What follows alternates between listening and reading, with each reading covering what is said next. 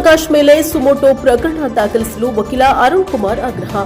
ಸಚಿವರ ಬಗ್ಗೆ ಗೌರವಯುತವಾಗಿ ಮಾತನಾಡಿ ಅವಹೇಳನಕಾರಿಯಾಗಿ ಮಾತನಾಡುವುದನ್ನು ನಿಲ್ಲಿಸಿ. ನೂತನ ಸಚಿವ ಸಿ ಪುಟ್ಟರಂಗಶೆಟ್ಟಿ ವಿರುದ್ಧ ಅವಹೇಳನಕಾರಿ ಹೇಳಿಕೆ ನೀಡಿರುವ ರೈತ ಮುಖಂಡ ಹೊನ್ನೂರು ಪ್ರಕಾಶ್ ಮೇಲೆ ಸುಮೋಟೋ ಪ್ರಕರಣ ದಾಖಲಿಸಿ ಕ್ರಮ ಕೈಗೊಳ್ಳಬೇಕು ಎಂದು ವಕೀಲ ಅರುಣ್ ಕುಮಾರ್ ಆಗ್ರಹಿಸಿದ್ದಾರೆ. ಚಾಮರಾಜನಗರದ ಜಿಲ್ಲಾ ಕಾರ್ಯನಿರತ ಪತ್ರಕರ್ತರ ಭವನದಲ್ಲಿ ಕರೆದಿದ್ದ ಪತ್ರಿಕಾಗೋಷ್ಠಿಯಲ್ಲಿ ಅವರು ಮಾತನಾಡಿ, ಹೊನ್ನೂರು ಪ್ರಕಾಶ್ ಸಮಾಜದ ಶಾಂತಿಯನ್ನ ಹಾಳು ಮಾಡಿದ್ದಾರೆ.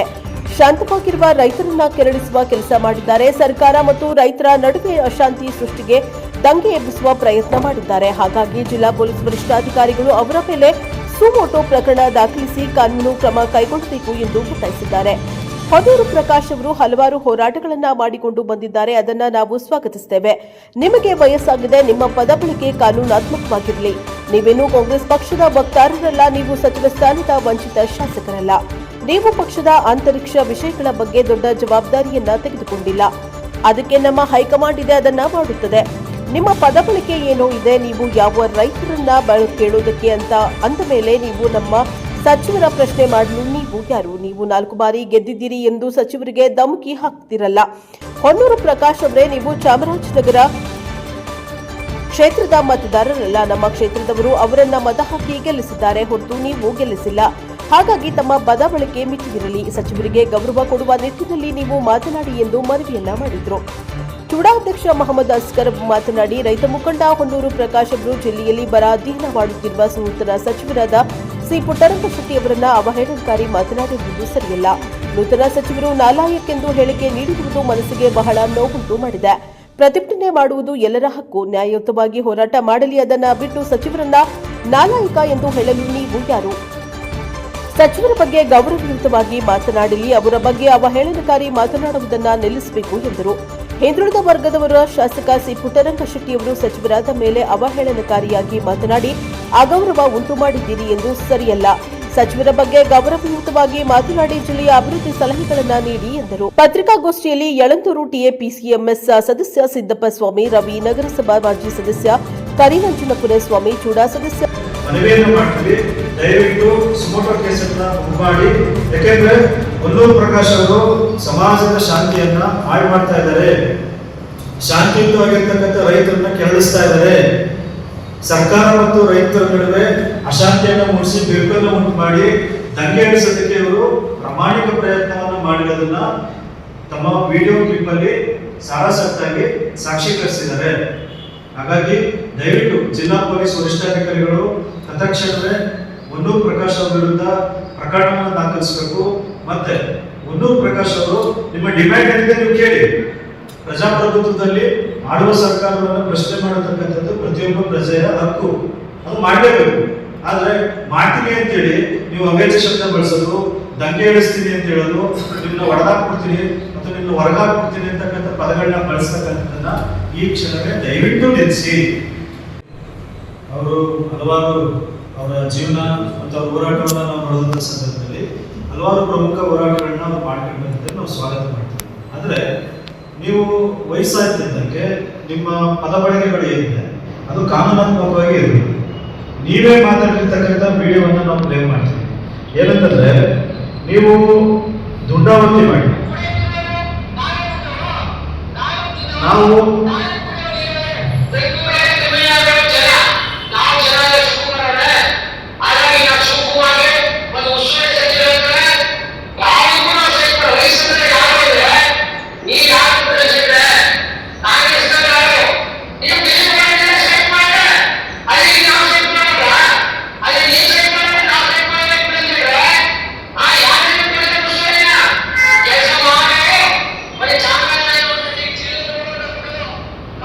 ನಾವು ಹೇಳ್ತಕ್ಕಂಥದ್ದು, ನೀವೇನು ನಮ್ಮ ಕಾಂಗ್ರೆಸ್ ಪಕ್ಷದ ವಕ್ತಾರಲ್ಲ ಅಥವಾ ನೀವೊಬ್ಬರು ಸಚಿವ ಸ್ಥಾನ ವಂಚಿತ MLAಗಳಲ್ಲ.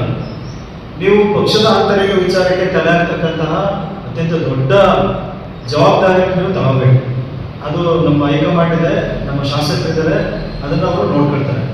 ನೀವು ನಿಮ್ಮ ಪದ ಬಳಕೆ ಏನಿದೆ, ನೀವ್ಯಾರು ಕೇಳೋದಕ್ಕೆ ಅಂತ ನಮ್ಮ ಸಚಿವರಿಗೆ ನೀವು ಹೇಳೋದಾದ್ರೆ ನಾವು ನಿಮ್ಮನ್ನ ಆಗ್ರಹಿಸ್ತೀವಿ. ನೀವ್ಯಾರು ನಮ್ಮ ಸಚಿವರನ್ನ ಪ್ರಶ್ನೆ ಮಾಡೋದಕ್ಕೆ? ನೀವು 4 ಬಾರಿ ಗೆದ್ದಿದೆ ಅಂತ ನೀವು ಅವ್ರನ್ನ ಧಮಕಿ ಆಗ್ತಿರಲ್ಲ. ನೀವು ಒಂದನ್ನ ಜ್ಞಾಪಕ ಇಡಬೇಕು ಪ್ರಕಾಶ್ ಅವರೇ, ನೀವು ನಮ್ಮ ಚಾಮರಾಜನಗರ ಕ್ಷೇತ್ರದ ಮತದಾರರಲ್ಲ.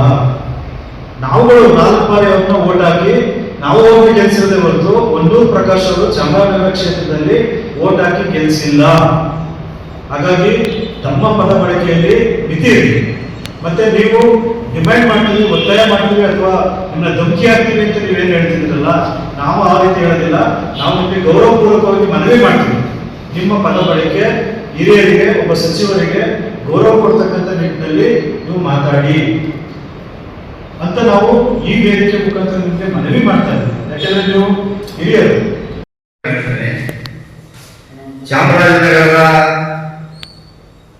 ರೈತ ಬಂಧು ನಮ್ಮ ಹೊನ್ನೂರು ಪ್ರಕಾಶ್ ಅವರು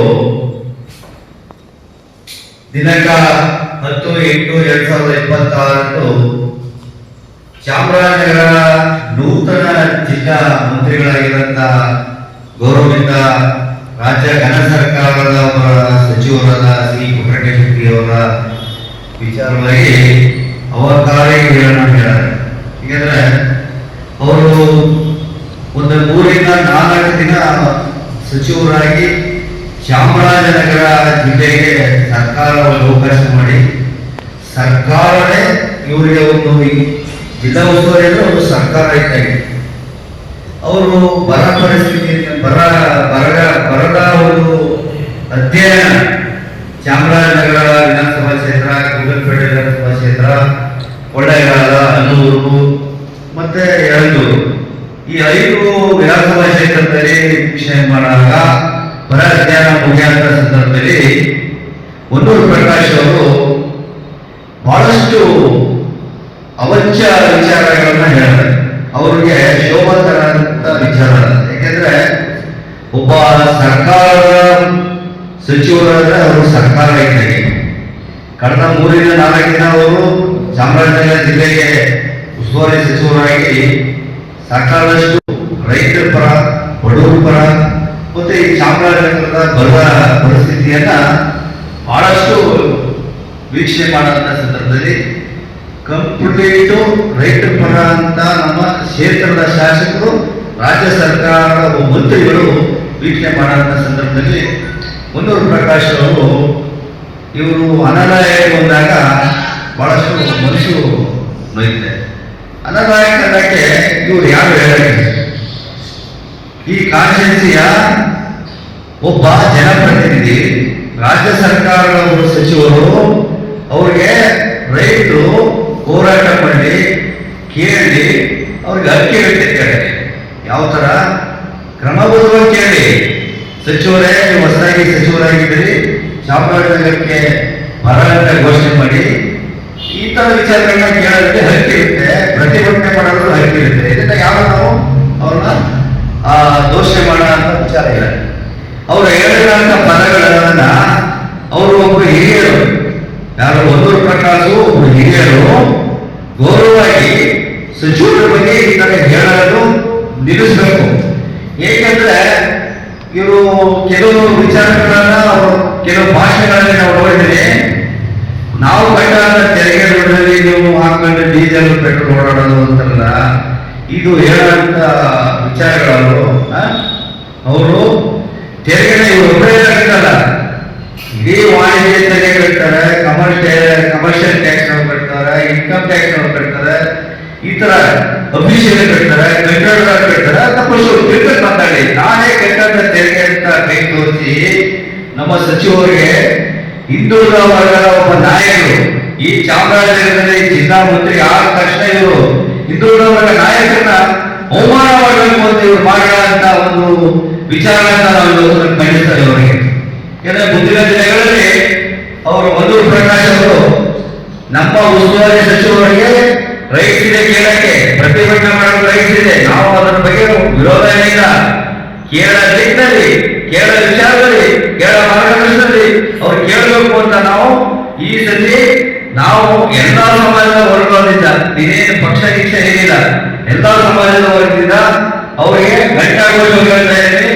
ಮುಂದಿನ ದಿನಗಳಲ್ಲಿ ಅವರು ಮಾತಾಡಬೇಕಾದ್ರೆ ಬಹಳ ಎಚ್ಚರಿಕೆಯಿಂದ ಗೌರವವಾಗಿ ಮಾತಾಡಬೇಕು ಅಂತ ನಾವು ಈ ಸಂದರ್ಭದಲ್ಲಿ ತಿಳುವಳಿಕೆ ಮೂಲಕ ತಿಳಿಸಕ್ಕೆ ನಾವು ಇಷ್ಟಪಡ್ತೇವೆ.